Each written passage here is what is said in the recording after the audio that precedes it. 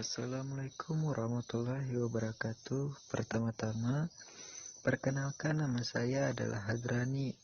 Di sini saya akan membagikan sedikit materi-materi tentang pendidikan kewarganegaraan SMP sederajat. Berikut materi-materi yang akan kita bahas. Ini adalah tampilan materi yang akan kita bahas, yaitu mulai dari pengertian ideologi, fungsi ideologi, Pancasila sebagai ideologi negara, dan Pancasila dan Islam. Materi pertama yang akan kita bahas adalah pengertian ideologi. Apa sih pengertian dari ideologi? Ya, ideologi berasal dari kata idea, yang artinya gagasan, pengertian dasar, konsep, cita-cita, dan logos, artinya ilmu. Jadi, ideologi adalah ilmu tentang gagasan yang sifatnya mendasar atau seperangkat nilai yang kebenarannya diyakini oleh semua bangsa. Menurut Weismann dan Alfian 1996,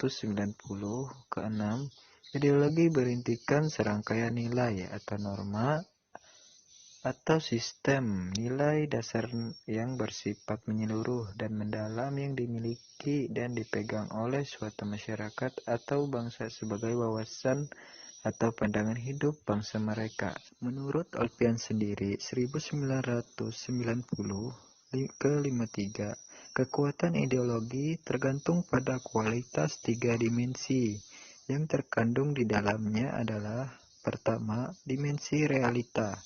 Dimensi realita yaitu nilai-nilai dasar yang terkandung dalam ideologi itu secara real, berakar dalam masyarakat atau bangsanya yang bersumber dari budaya dan pengalaman sejarahnya. Kedua, dimensi idealisme.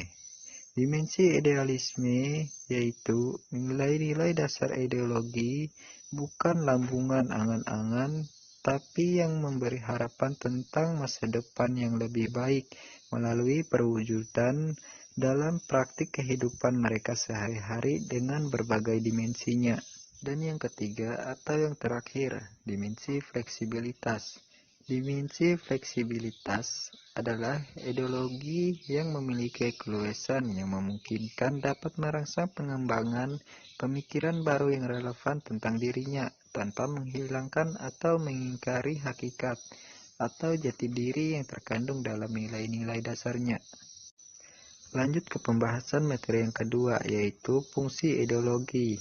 Fungsi ideologi secara garis besar tidak bisa ditentukan, sehingga banyak para ahli terkemuka yang mengemukakan pendapatnya. Untuk contoh saja, kita akan mengambil satu contoh pendapat dari satu ahli. Contohnya seperti menurut Suharjanto Puespowardojo 1990.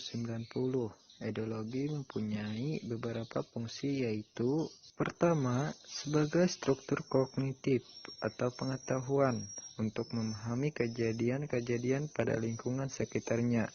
Kedua, membuka wawasan dan memberikan makna serta menunjukkan tujuan dalam kehidupan manusia. Ketiga, menjadi pedoman dan pegangan bagi seseorang untuk melangkah dan bertindak.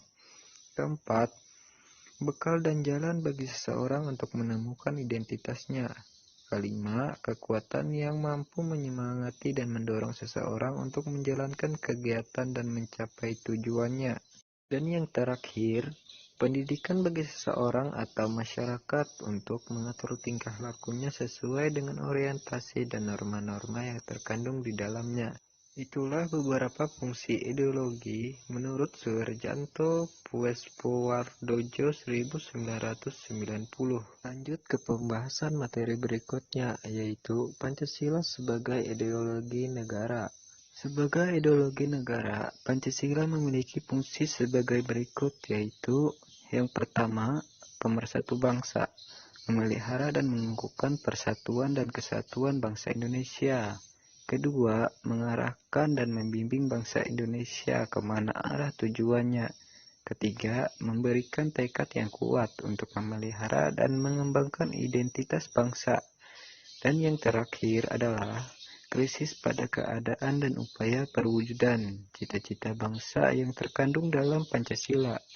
Dan yang terakhir, materi yang akan kita bahas adalah Pancasila dan agama. Ada hubungannya antara sila ketuhanan yang Maha Esa dalam Pancasila dengan ajaran Tauhid dalam teologi Islam. Pancasila yang di dalamnya terkandung dasar filsafat hubungan negara dan agama merupakan karya besar bangsa Indonesia melalui The Founding Fathers atau Bapak Pejuang Kemerdekaan Negara Republik Indonesia. Dan begitu pentingnya memantapkan kedudukan Pancasila, maka Pancasila pun mengisyaratkan bahwa kesadaran akan adanya Tuhan milik semua orang dan berbagai agama. Dasar ketuhanan bisa dilihat pada pidato Insinyur Soekarno pada tanggal 1 Juni 1945 ketika berbicara mengenai negara, filosofis Grand Slang yang menyatakan prinsip ketuhanan, bahwa tidak hanya bangsa Indonesia yang bertuhan, tapi masing-masing orang Indonesia hendaklah bertuhan dengan Tuhannya sendiri. Dan dapat kita lihat juga dari Undang-Undang Dasar 1945 pasal 29 ayat 1 dan 2 menjelaskan tentang Indonesia berasaskan Tuhan Yang Maha Esa. Cukup itu saja materi yang dapat saya sampaikan. Akhir kata saya ucapkan wassalamualaikum warahmatullahi wabarakatuh. Sekian dan terima kasih.